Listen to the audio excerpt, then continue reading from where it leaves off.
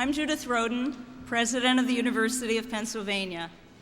On behalf of our trustees, faculty, and students, I'm honored to welcome President Clinton, Mayor Street, members of Congress, elected state and local officials, and all our honored guests to the campus of America's first university, in the birthplace of American democracy, the great city of Philadelphia. For more than 250 years, the University of Pennsylvania has extended the frontiers of higher learning and research to produce graduates and scholars whose work has enriched the nation and indeed all of humanity. The modern liberal arts curriculum of today traces its roots to Benjamin Franklin's innovation to have Penn students study international commerce and foreign languages. The first medical school and the first business school in the United States were launched here at Penn. And the first general-purpose electronic digital computer, ENIAC, was invented right here at the University of Pennsylvania. As a community of scholars, we continue to embrace Dr. Franklin's mission to translate what is learned in the classroom and discovered in the laboratory into benefits for society. That mission is pursued vigorously in our School of Arts and Sciences, which prepares students for leadership in the global economy through outstanding programs in economics, history, political science, and international relations, and through unique joint degree programs in business, languages, and the liberal arts. Today's Granoff Forum on International Development and the Global Economy gives our students, the future leaders in government and business, a wonderful new opportunity to learn how the world really works from some of the most influential leaders of the day. Right now, I have the honor of introducing one of those leaders, the mayor of this great city. Before his election last November, John F. Street served as city council president from 1992 through 1998. As council president, Mr. Street forged an unprecedented partnership with former Mayor Ed Rendell to rescue the city from insolvency, to restore our fiscal health and revitalize the economy. I have the honor of co-chairing Mayor Street's transition team, where I witnessed firsthand his extraordinary energy, his thoughtfulness, his deep command of policy issues, and his love for our city. Today, Mayor Street is translating his skills and love into an ambitious action plan to revitalize public education and the neighborhoods of Philadelphia, and to build on the successes of the past decade. Ladies and gentlemen, I give you the mayor of the great city of Philadelphia, John Street.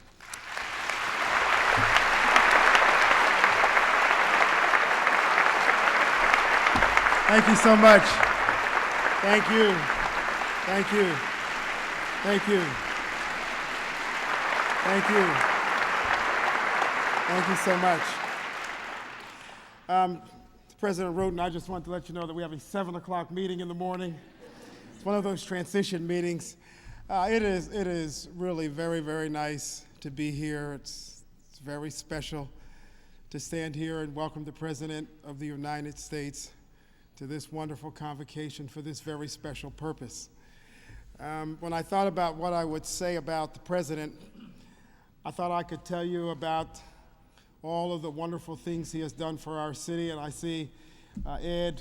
I saw Ed a minute ago. Yeah, I saw him, and we had many, many, many occasions where we talked about what this city needed. There was never a time when we couldn't either call Washington or go to Washington or contact one of our illustrious Congress people and say we need some money for police, and we got it. There was never a time when we didn't need some money for public housing, when we didn't get it. There was never a time when we needed money for some educational project that we didn't get it. As a matter of fact, we were getting grants all over the place. There was a time when we thought we were doing well in this city, and somehow we happened to have a presidential summit on volunteerism right here in this wonderful city. And those were all great, great things. Our economy in this city has done well, and that's not unrelated to the fact that we have this historic and unprecedented great growth in our economy, unlike anything that we have experienced in the history of this country. And all those are wonderful reasons, but those are not the best reasons, and those are not the things that really appeal to me most here today. President Clinton actually came here for a wonderful rally when I was trying to become the mayor of this city. That's very, very important, and I will not overlook that. He was here for me when we needed him, and that was very nice. He didn't have to do it. He did it, and we're grateful for it. But President Clinton has been our friend in this city in an unprecedented way. He's been there in virtually every significant way that we have ever needed him. And he continues to be our friend. He continues to supply us with the support that we need in order to continue to revitalize our city and our region. So I am just absolutely thrilled to be able to welcome him here today on behalf of 1.6 million people in our great city who love him, who revere him, and respect the wonderful work that he has done on behalf of not only this city, but this entire country. Mr. President, welcome to the city of Philadelphia.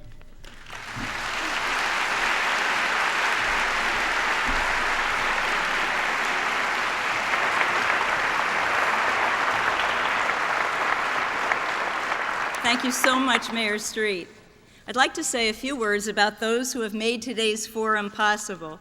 First, I'd like to acknowledge the Christopher H. Brown Center for International Politics, the International Relations Program in the School of Arts and Sciences, and the Joseph H. Lauder Institute of Management and International Studies for helping to plan and to sponsor this event. But our guiding light has been the sponsor for whom this forum is named. The resume of college alumnus Michael D. Granoff bears all the familiar markings of a Penn graduate. He launched a successful career in international finance as the founder and chief executive officer of Pomona Capital, a global private equity investment company. He has also made many contributions to public service. He's been a staff member in Congress, an official advisor to American delegations at meetings of the International Monetary Fund and the World Bank, and he served on Bill Clinton's transition team in 1992. In inaugurating an extremely important event for the University of Pennsylvania, I am delighted to introduce to you Michael Granoff.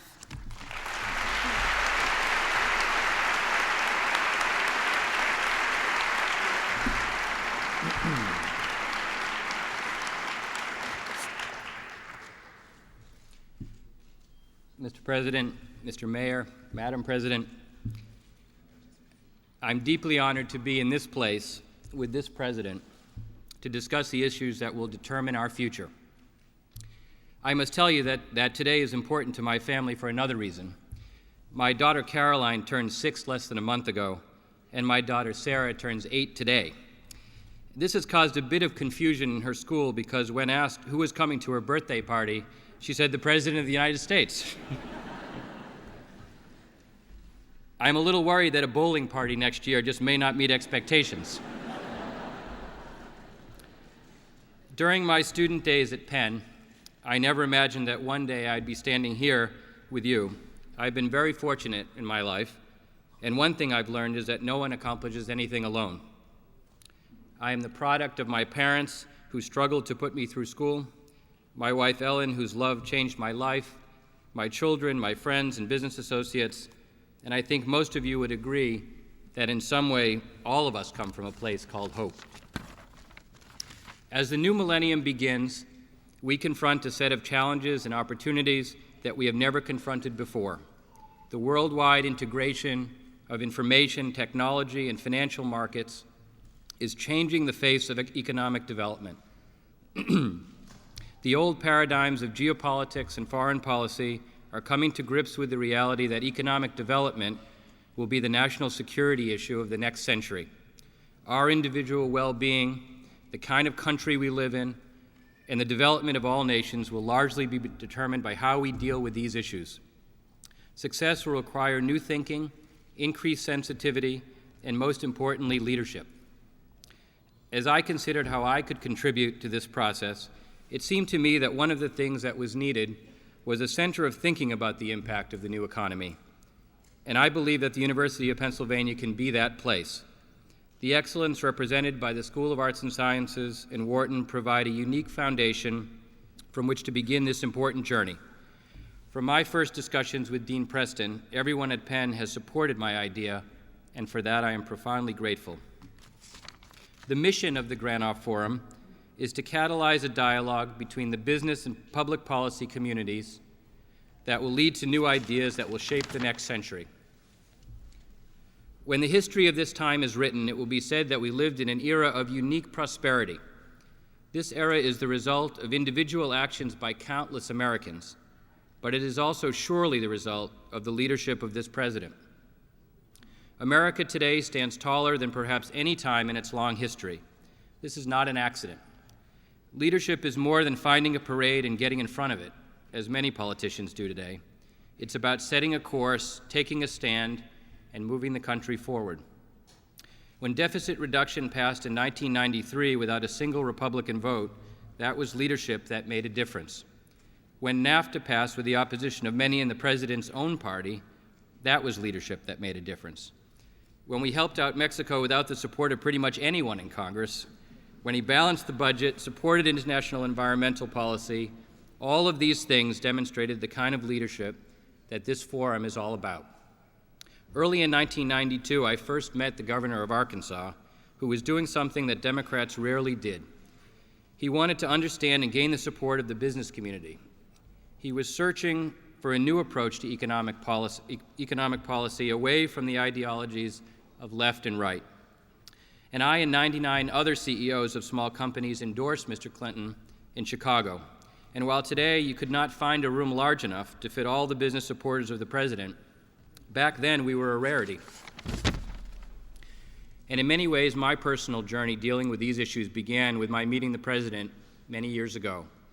And later I was fortunate to serve on his transition team and as a director of one of the enterprise funds for Eastern Europe. Many people have asked how I convinced the president to deliver the inaugural lecture today. While I really don't know, I will let you in on a secret. In my invitation to him, I mentioned that it was another inaugural. Maybe that got his attention. I look forward to his remarks today. I look forward to his remarks today serving as a catalyst to the leaders and thinkers of tomorrow to create a better America for all Americans, a stronger America in the global community, and to increase development of all nations. Thank you.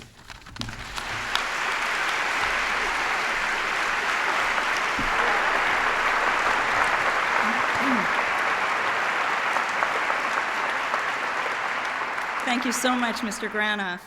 Ladies and gentlemen, the world was a very different place when our distinguished speaker was first elected governor of Arkansas in 1978 at the tender age of 32. Those of you who were not born yet can hardly imagine what it was like. Yes, we did have pocket calculators and microwave ovens, and contrary to the rumor, we also had wheeled transport and color televisions and push-button telephones. But the staples of the dot-com age that we now take for granted, user-friendly PCs and fax machines, cell phones, compact discs, and email, had not yet arrived. By the time Bill Clinton was elected the 42nd President of the United States in 1992, the world in which he and I had grown up had vanished forever. The Berlin Wall had fallen, the Cold War ended, the Soviet Union had collapsed, and the global economy had begun to undergo a full-scale digital revolution.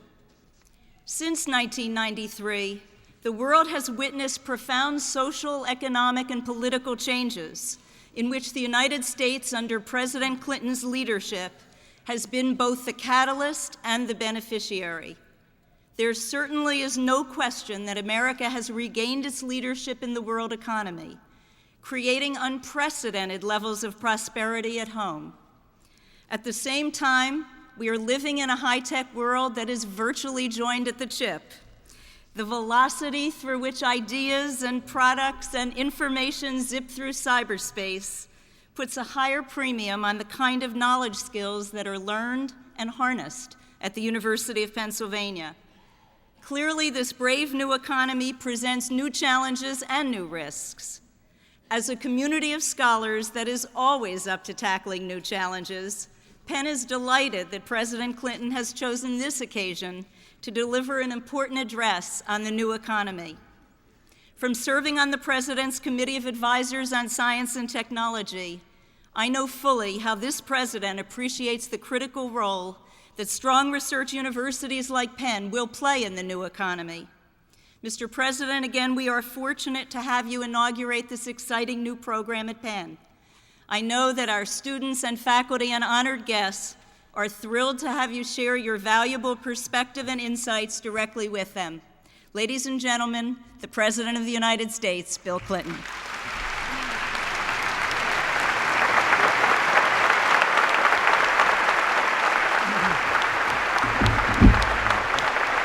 Thank you very much. Thank you. Thank you very much. Thank you. Thank you so much. Dr. Roden, thank you for bringing me here to Penn and to this magnificent hall. Mr. Mayor, thank you for all the kind things you said. I enjoyed working with you and with Mayor Rendell for Philadelphia. I don't think any American can understand our history, our present, or our future without knowing something about Philadelphia. And I want to thank the members of Congress who have joined us today, Representative Chaka Fattah, Representative Joe Huffle, Representative Bob Brady. Thank you all for being here. I want to thank my economic advisor, Gene Sperling, and Karen Tramontano for coming from the White House because they had a lot to do with whatever success we have enjoyed. And I want to thank Michael Granoff for giving me a chance to attend one more inaugural than I'm entitled to under the Constitution. They actually promised me a banquet with a Philadelphia cheesecake. I don't know, a cheesesteak. I don't know if I got it yet. If you knew how many cheesesteaks I had consumed since I became a candidate here, I think I could get a special line of credit for the revival of the city's economy just as a consumer. It's hard for me to believe that it was almost 8 years ago when I came here to Penn as a candidate for president. It was a very memorable day for me. I had just come off an entire week without saying a word publicly because I'd lost my voice, and my doctor ordered me to stop speaking. Now that's torture for any politician. Doubly worse if you're in a campaign you could still lose, and awful if you think you might have something to say. In those 8 years, a lot of wonderful things have happened to me. I look out in this audience and I see so many people, young, old, and in between, that I have gotten to know in the years since then. Judith talked about how different it is now from the time when I was elected governor, when I was 32 in 1978. It's also quite a bit different than it was in 1992. When I took the oath of office as president, there were 50 sites on the World Wide Web. There are millions and millions now. At that time, we had high unemployment, deepening social problems, political gridlock, diminished hopes. The Philadelphia Inquirer had just run a series which became a best-selling book entitled America, What Went Wrong? It was unbelievably a question that was on virtually everyone's lips just 8 years ago. I had some pretty basic ideas that all boiled down to my conviction that there was nothing wrong with America that couldn't be fixed by what's right with this country, and that the job of government was to create the conditions and give people the tools to make the most of their own God-given abilities, their ideas, and their efforts. When I came to Penn, I came here to outline a plan that I believed would unleash the pent-up potential of the private sector, to build a new economy for all Americans, one that would literally breathe new life into the American dream. One of the things that I focused on then was the importance of advancements and investments in science and technology. Here at Penn, even then, it was before the first graphical web browser had been created, I said we ought to have a national strategy to create a national information network, to build on the promise of the internet, to link every home, every lab, every classroom, every business in America. Well, today, thanks to the hard work of the American people and the vision of American entrepreneurs, we are seizing the potential of the internet and other technologies. We have ushered in an economic transformation as profound as that of the Industrial Revolution, creating a high-performance economy powered by technology, driven by ideas, rewarding the values that are literally at the core of the American character: innovation, flexibility, and enterprise. And 7 years and some odd months later, 1 month, I guess, we have almost 21 million new jobs, the lowest unemployment rate in 30 years, the lowest African American and Hispanic unemployment rates ever recorded, the lowest poverty rate in 20 years, the lowest welfare rolls in 30 years, the highest home ownership on record, the longest economic expansion in our history. Today, I want to use this inaugural lecture to talk fairly briefly about how we got here and where we go from here, to focus on how powerful new technologies are energizing every sector of our economy, and how to keep this expansion going, and to bring its benefits to people in places still far from the American mainstream. For me, today's forum is a prelude to a major economic conference I intend to convene at the White House on April the 5th to deal with the big cutting-edge economic issues still before us, with some of the nation's top economists, CEOs, and other experts. I want to ask them to identify ways we can build on America's strengths and deal with our continuing weaknesses, to take what President Theodore Roosevelt called the long look ahead for America over the next several decades. But first, how did we get here? There are several reasons for this long economic expansion. I want to focus in detail on two, and then I will mention the others as well. First, fiscal policy was important. In an era where worldwide capital markets dominate the ability to get money and the price people pay for money, nations can no longer purchase prosperity on the cheap by running continual big deficits and piling up debt. By 1993, we had quadrupled the debt of America in the previous 12 years. It had given us enormous interest rates, a stagnant economy, a deep recession, and then a jobless recovery. One economics expert characterized it as a triple dip economy. I think it's important to understand why that happened. In 1981, we had a difficult economy, and there was an argument for some economic stimulation, which traditionally, going all the way back certainly to President Roosevelt in the time of the Depression, had entailed either tax cuts or public spending or a combination of both. But everyone understood that in order for that to work, when the economy started going again, you had to cut the deficit. And we just never did it. I think partly because we had this dominant idea that somehow government was the enemy in America, that it would always mess up a two-car parade, that there was no such thing as taxes that were too low, and that the deficit really didn't matter. But plainly, it did. I never will forget the first day, before I was even sworn in, that my then designee for Secretary of the Treasury, Senator Lloyd Bentsen, the chairman of the Finance Committee, announced our economic plan. Just by announcing it, the bond market shot up, interest rates shot down, and the economy began to take off.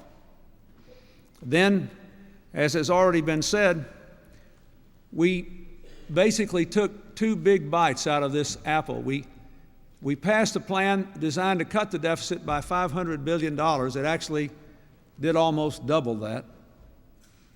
It passed by one vote in the House, one vote in the Senate. The Vice President cast a tie-breaking vote in the Senate. As he says, whenever he votes, we win. And I signed it in August of '93. It was a painful vote. A lot of members of Congress were defeated for casting the vote, including Marjorie Margolis Mezvinsky, who's here today. She gave up her seat in Congress to turn the American economy around. And the people who did it deserve the thanks of the American people because it made all the difference in the world. You can say whatever you... Thank you.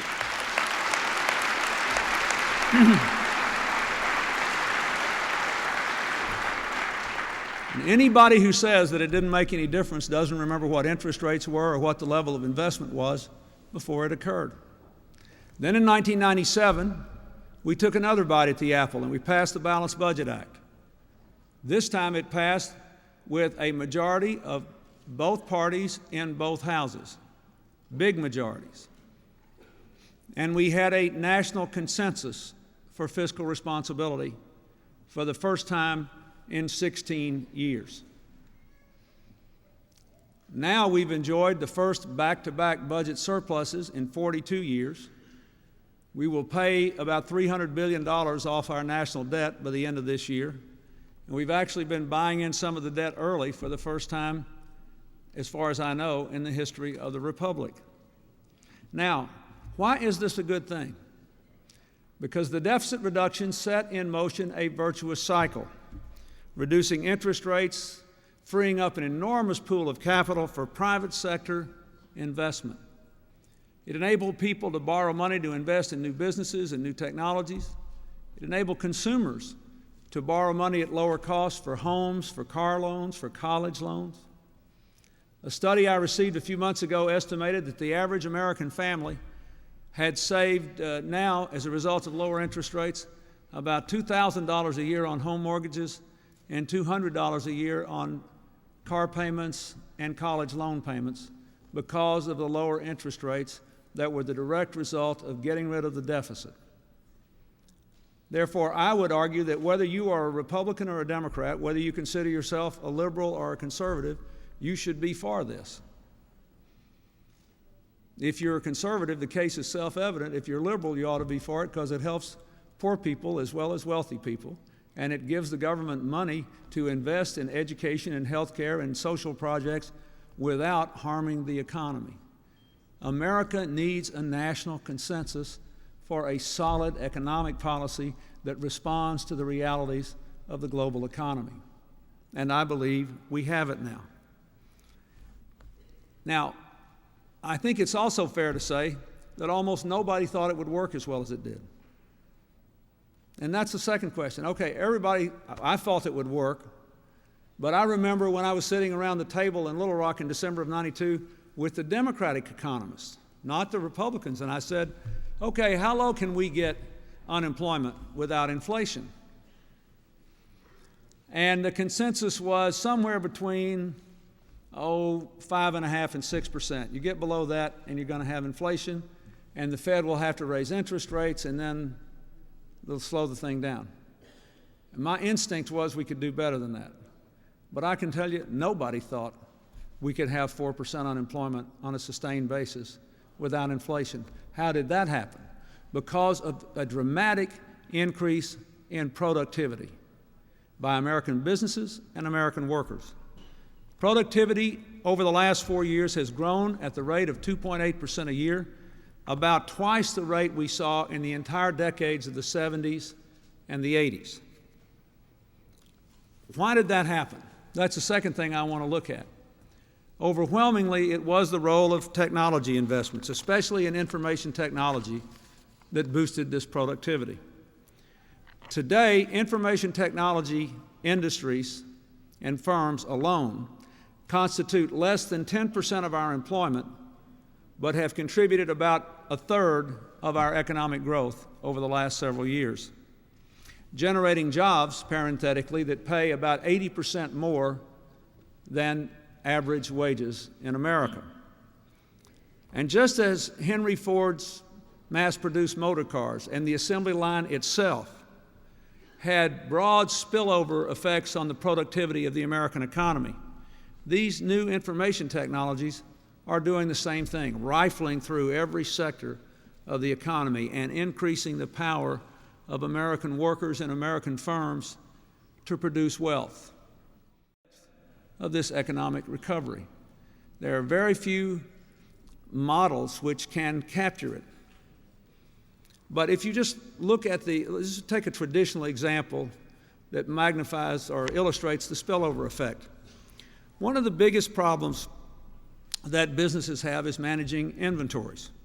Let's say if a manufacturer predicts that 1,000 units of its products will be needed in the month of July this year, and then July rolls around and demand turns out to be 10% less than the manufacturer thought it was going to be. 10 years ago, when that happened, the manufacturer might not have recognized the drop in demand until it was too late, and even larger inventories in parts and finished products had piled up in warehouses.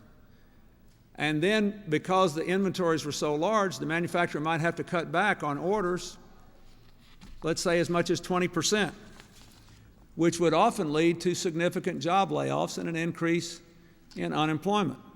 Today, information technologies allow industries to recognize instantaneously changes in demand and to manage their inventories much more quickly. A lot of the biggest retailers in America today literally have daily reports on every single product they have in every single store and manage all their inventories accordingly. That means that they can plan in a stable way to maintain the workforce. And they also don't get behind when they have the opportunity to sell more of something.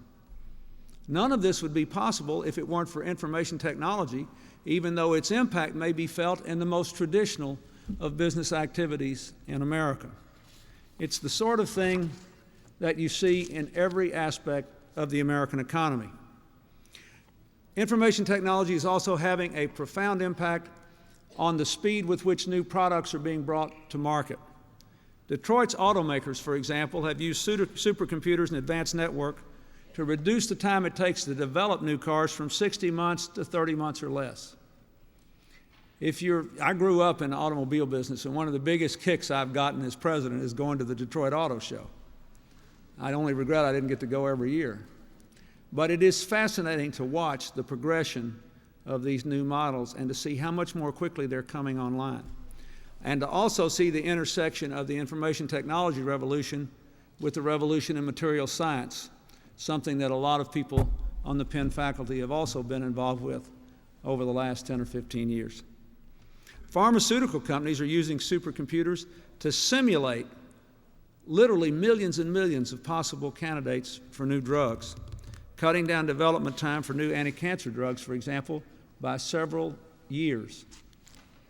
And of course, information technology is creating an infinite number of possibilities for electronic commerce for traditional businesses. Just for example, this past holiday season, I bought a couple of Christmas gifts online from members of the Lakota tribe at the Pine Ridge Reservation in South Dakota, a place that still has an unemployment rate of 70% in a country with an unemployment rate of 4%. One of the reasons that their unemployment rate's so high is that they don't want to leave the lands of their ancestors, which are so physically distant from markets and consumers. But information technology can change all that. And in time, I'm convinced, can give us the chance to build a truly national economy as we build a truly global economy. Business-to-business e-commerce is growing even faster than retail e-commerce.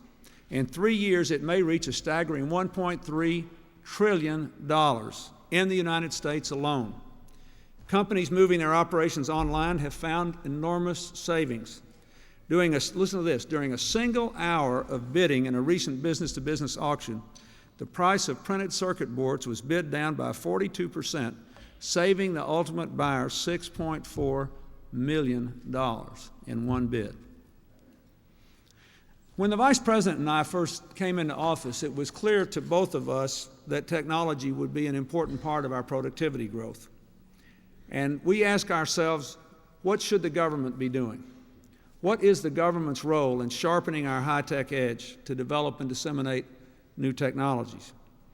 Well, first, we negotiated with our trading partners an historic information technology agreement, which will eliminate tariffs on $600 billion worth of semicomputers, computers, telecommunications equipment, and other high-tech products. We fought for and achieved the first comprehensive telecommunications reform in 60 years. We transferred large blocks of the airwaves from government to the private sector, which has spawned new digital wireless industries. And thanks to the E-rate, which was part of the Telecommunications Act, internet discount rates have been given to schools, to hospitals, to libraries in ways that have increased the number of our classrooms connected to the internet from 3% in 1994 to 63% in 1999. And soon we'll have 100% of our schools connected, except those that are too old to be wired. And that's a story for another day, but I'm trying to fix that too. We've also worked to accelerate R&D at every level, pushing for an extension of the research and experimentation tax credit, increasing our national science and technology budget every single year over the last 7 years. You know, Dr. Roden mentioned ENIAC. Nearly all of the information innovations in the entire information age started as long-term research projects beyond the 3 to 5 year time horizons of most corporations and their ability to fund their own research. That is why we have tried so hard to expand the federal government's role and why we continue to do so. So, I think the role of fiscal responsibility was important. The role of technology is profoundly important in explaining not only why we had this recovery, but why it's gone on so long and why it's operated so strongly and why it hasn't been overcome by inflation. Before I go on to talk about how we can keep it going and spread it, let me just mention there are other factors as well. I don't think there's any question that in addition to fiscal policy, we've had good monetary policy coming out of the Federal Reserve. And the reason is the chairman of the Federal Reserve, Mr. Greenspan, was able to look at the evidence of the new economy over the traditional ideology, which would have said, you better stop this thing now because it's gone on longer than anything else has. Therefore, there's by definition inflation, even though you can't see it, so raise interest rates and stop it right now. He was resisting that because he knew something was going on, even though no economist could give him a model which proved it. And I think that that has been very important. I think the fact that we have had 2 decades of bipartisan support in the White House for open markets in America has been very important. You know, when politicians talk about trade, they only talk about the products and services we sell around the world. And then they become vulnerable because we have a trade deficit. Well, one of the reasons we have a trade deficit is we quadrupled our debt over the previous 12 years before I came here. And another reason is that our economy has been stronger than other people's economies, so we've had a demand greater than our ability to sustain it here at home. But I think it's important to point out that it's not just exports that are good, imports can be good too. Most of you who are here are wearing something that was made in another country. And you might rail against imports, but I bet you're not going to throw it away, whatever it is. It broadens consumer choice, and something else that has happened that almost nobody talks about is that the fact that we have had open markets has contributed to greater competition and kept down the risk of inflation.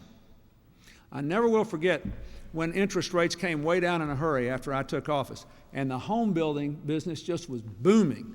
And everybody started buying homes because they could finance their mortgages at such low rates. And there was a shortage of timber. And the price went through the roof. And I looked at the indicators, as I have every month since I've been here, and I said, oh my goodness, maybe we're not going to, surely this is not going to happen right now. Surely we're going to get more than a 2-year recovery. And it wasn't 2 months before the price of lumber had gone back down because of import substitutions. Because when the price went up, the market became attractive, the market became sated, went back down, and we continued to grow without inflation. So I think that has been underappreciated. That's why we tried to build bridges to Latin America, to Africa, to the Asian Pacific countries. And I'll say more about that in a minute, but I think it's very, very important. I think the role of sophisticated capital markets in America is very important. Everybody knows what mistakes were made in the bad days of the 80s with the savings and loan crisis. We don't give enough credit to the fact that people have been able to get credit when they needed it for venture capital enterprises to continue to invest and build the new economy. And those of us who want to see it spread believe there ought to be more venture capital in the places and to the people who haven't had access to it. But our markets work better than most other countries do for entrepreneurs. That's why you have so many people just a couple of years older than most of the undergraduates here who are worth a couple of $100 million with their dot-com companies. It makes all of us who are older think we were in the wrong line of work for a long time. But an idea is not worth anything unless it can be translated in business into an enterprise, and that requires capital. And finally, I think you have to give a lot of credit to the businesses that restructured in the tough years of the 80s, and to the American workers who put a higher premium on their own education and training than ever before, and who have been very sophisticated in this economy, asking for pay increases more in line with the increase in earnings of their companies than ever before. One of the things people used to tell me when I was an undergraduate in college is that economic expansions were broken because working people saw the economy growing and they wanted their share of it, and they would always ask for more than a growing economy would warrant, and that would build inflation into the economy. You haven't seen that here. And it's a tribute to the people who work in America who understand the connection between economic growth of their firms and growth in their own paycheck and earnings. So there's plenty of credit to go around. President Kennedy once said, "Victory has 1,000 fathers, only defeat is an orphan." And I do think it's important to recognize there are many factors in this recovery. But I think they would not have happened. We would not have had in the first place had it not been for a responsible fiscal policy, and it clearly would not have gone on as long as it has and the way it has without the information technology revolution. So the next question is, can we keep it going, and if so, how? And can we spread the benefits to people and places that have been left behind? I would suggest the following things. The first is you can't forget what got us here. We have to maintain our fiscal discipline. When I put out my last budget, it was interesting, and I figured I got it about right because I was attacked from the left for practicing Coolidge economics because I want the country to pay its debt down. And I was attacked from the right for investing too much money in education, health care, and the environment, and science and research. So I said, I must be doing this about right. But let me take the fiscal discipline argument. One of the ways we've continued to grow is to make capital available to the private sector. There's a lot of debt out there now, business debt and personal debt. It doesn't look damaging today because the debt-to-wealth ratio is still very good, because so much wealth has been generated in this economy. But we have to maintain confidence, and we have to keep interest rates down, which means we have to keep paying this debt down. We could, in effect, pay off all the publicly held debt that the government has over the next 13 years. That would make America debt-free for the first time since Andrew Jackson was president. That's even before I was around, 1835. Now, I would argue that in a global economy, that's a good deal. Why? That means that your children will have a structure of interest rates lower than would otherwise be the case. And unless you believe that the process of globalization is somehow reversible and that global capital markets will somehow cease to exist, that has got to be good policy. So that, I think, is the first thing we have to do. The second thing we have to do is to continue to invest in our people. We have to continue to improve the productivity and availability of American people. There's still lots of people in this country that are unemployed or underemployed.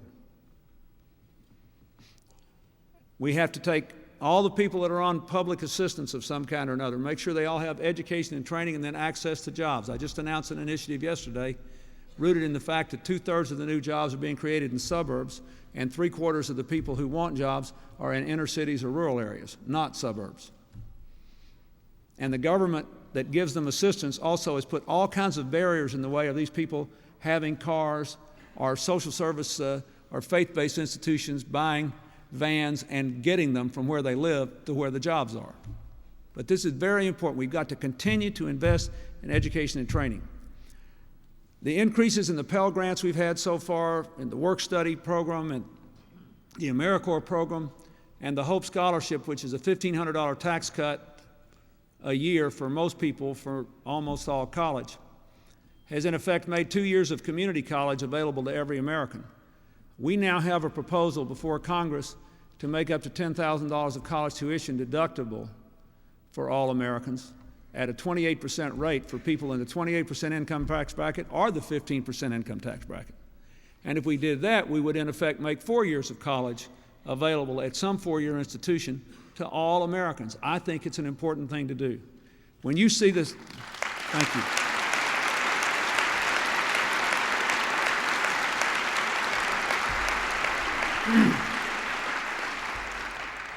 I urge all of you who will be undergraduates or graduate students here, after the census is completed, whatever your field of study, to get a copy of the census and the analysis of it.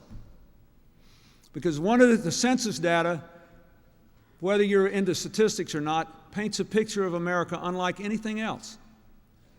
And it will document to you in stunning terms the premium of education, even more than you instinctively know. This is a profoundly important issue if you want America's economy to grow over the long run. Third thing we have to do is to continue to push for open markets and free trade. That's why I strongly support bringing China into the World Trade Organization.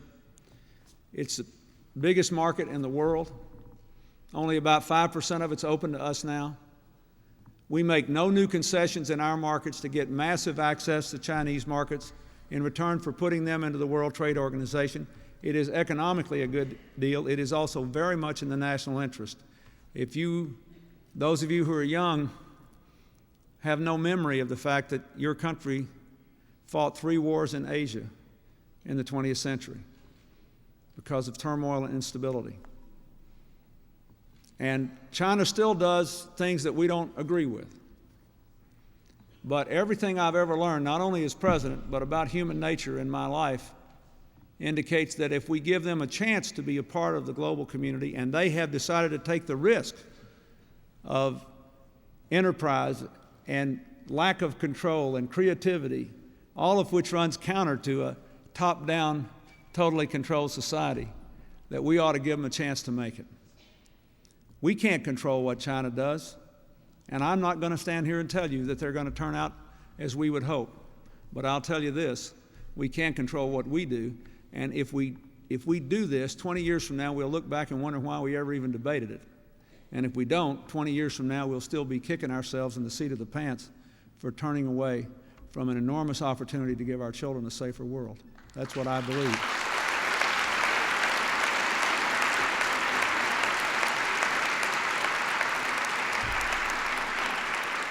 I also think it is very important to recognize that in order to keep this economy growing, we have to find more and more new customers. I'm going to the Indian subcontinent in a few days. I'm trying to get Congress to pass a new bill to open trade opportunities with Africa, with the Caribbean Basin, to do more with our neighbors in Latin America. Last year, Congress agreed to begin with me a historic effort for the United States to do its part to relieve the debt of the poorest nations in the world. A lot of the poorest countries in the world can't be our trading partners, can't grow, can't stabilize, because they're spending money they ought to be spending on education and health care and economic development, paying interest on debts, and they'll never catch up. We're never going to get paid off anyway. And if we can get a commitment for that money to be reinvested in the economy, in the education and the health care of the kids, we ought to have a massive effort to relieve debt of countries that are well-governed and responsible. I'll just give you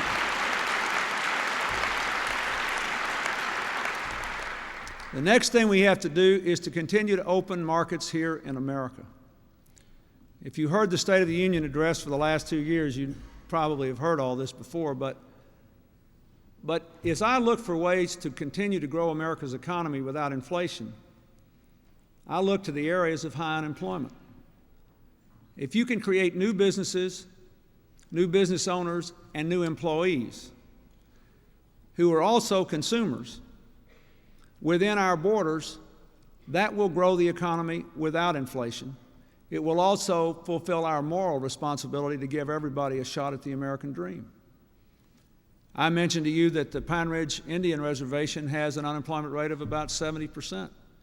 But there are plenty of inner-city neighborhoods, including some in this city, and many rural areas that have unemployment rates that are still 2 times or more the national average.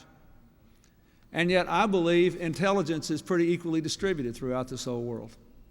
I bet a lot of the students here have bought and sold things on eBay. You ever use eBay? Everybody ever used eBay? Raise your hand. Some of the young executives at eBay, I've become acquainted with them, and one of the things I learned is that 20,000 Americans now make a living on eBay. Not working for eBay, not working for the company, make a living on eBay, buying and selling. And that many of them used to be on welfare. No car, no way to get to a job, get hooked up to a computer, find eBay, go around the neighborhood, find people you can do business with, and poof, you've made a business. Now, there is a real opportunity here, and I think we ought to, my basic theory is this: we ought to give the same tax incentives to Americans to invest in poor areas in America we give them to invest in poor areas of Latin America or Africa or Asia. I think it's very important, and it's a real opportunity.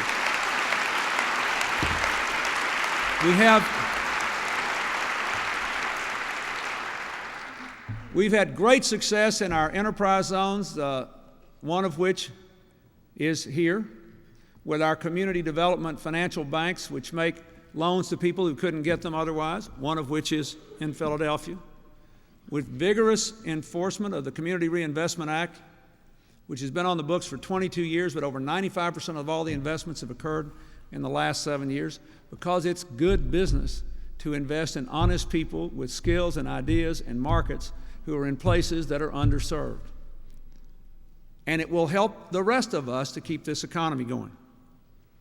Final thing I'd like to say is we've got to continue to deal with the full implications of this revolution that we're in. One, to stay on the far frontiers of science and technology in every way.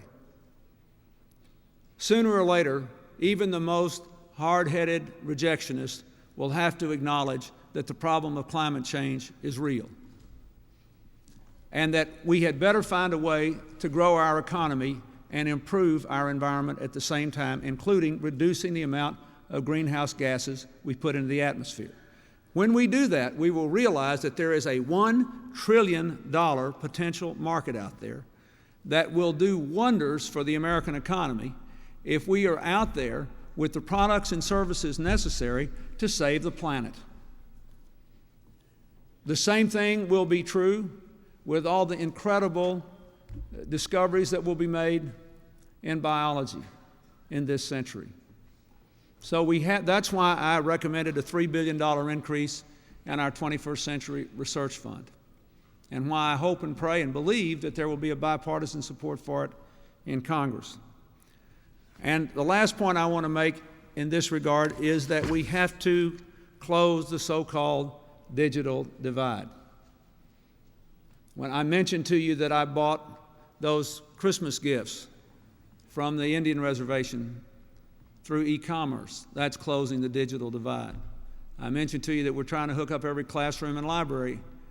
That's closing the digital divide. We're going to try to train huge numbers of new teachers in all the schools in our country so their kids don't know more about the internet than they do. That's closing the digital divide. We're going to establish 1,000 community centers so adults can have access to the internet who don't have it now. That's closing the digital divide. We're going to take a whole tour on that this spring. But I believe that not only within the United States but beyond it, we could skip years and years it would otherwise take to bring poor areas up to standards in educational opportunities and economic opportunities if we maximize the use of technology. And again, I think it's a great economic opportunity. But it won't happen by accident. We'll have to make a deliberate decision to do it. So these are the things that I think we have to do. We've got to stay the course on fiscal discipline. We've got to stay the course in expanding trade. We've got to bring economic opportunities to people in places that haven't had them here in the United States. We've got to continue to lead to the far frontiers of science and technology. We've got to close the digital divide. One last point I would like to make that I readily concede grows out of my political philosophy. Life is about more than economics, and societies do well economically when they are strong generally. That means I believe that when we pass the family and medical leave law, which has allowed 20 million people the ability to take time off for work for a newborn baby or a sick parent without losing their jobs, I think we strengthen the American economy. When we raise the minimum wage, I think we strengthen the American economy. And we have to continue to look for ways to balance work and family. Because most people will tell you that the biggest challenge that a lot of Americans face now that most people have a job is figuring out how to be good parents and successful in the workplace. And this is a challenge faced increasingly not just by people with low incomes, but by people who are in middle and upper middle income positions. This is important. We have to face the challenge of the aging of America. Now that we're not spending this surplus that's being accumulated by your Social Security taxes, I think we ought to take the interest savings and put it in the Social Security Trust Fund. And if we do it right now, we can run that trust fund out to 2050, which means when all the baby boomers get in retirement years, and when we double the number of people over 65 in the next 30 years, that those of you who are having your children then will not have to worry about whether you can send your kids to college because you've got to pay for all of us. It's a great social question, but it will have a profound impact on the economy. So I ask all of you who are, particularly you young people, don't ever forget that there are what the economists used to call externalities that will affect the health of your economy and the strength and cohesion of our society, the sense of fairness and justice and the energy with which people get up and go to work every day, which are unmeasurable, will have a profound impact on the health and welfare of our American society. I think we have to keep working to eliminate hate crimes and the feelings of discrimination we have against people just because they're of a certain race or of a certain religion or because they're gay, because I think all that is not only bad, it has an impact on our ability to work together, to be productive, to make the most of our own lives. And I hope you will never forget that. I worked as hard as I guess any president ever has to fulfill our campaign commitment, which in 1992, in James Carville's eloquent words were, "It's the economy, stupid." And I believe that, but I never believed it was just about money. And I never believed it was just about jobs. One of the most exciting things to me is that so many of these young people I see making huge sums of money in an economy of ideas are leaving all their money in their firms and still living on fairly modest wages and are a lot more worried about what they're going to spend their money on that's good rather than what they're going to buy with their wealth. So the purpose of all this, never forget, is to build a more perfect union of our founders' dreams. That's the purpose of it. It's to give people control over and direction over their lives and the ability to raise their children and to follow their imagination. And no generation of Americans has ever had this chance to the extent that all of us do. So I hope that all of you will think about these things and ask yourself these questions. How do we get here? How are we going to keep it going? How are we going to give these opportunities to people in places that have been left behind? And what else do we have to do to be a better place so we'll all be free to live up to the fullest of our God-given abilities? Thank you very much.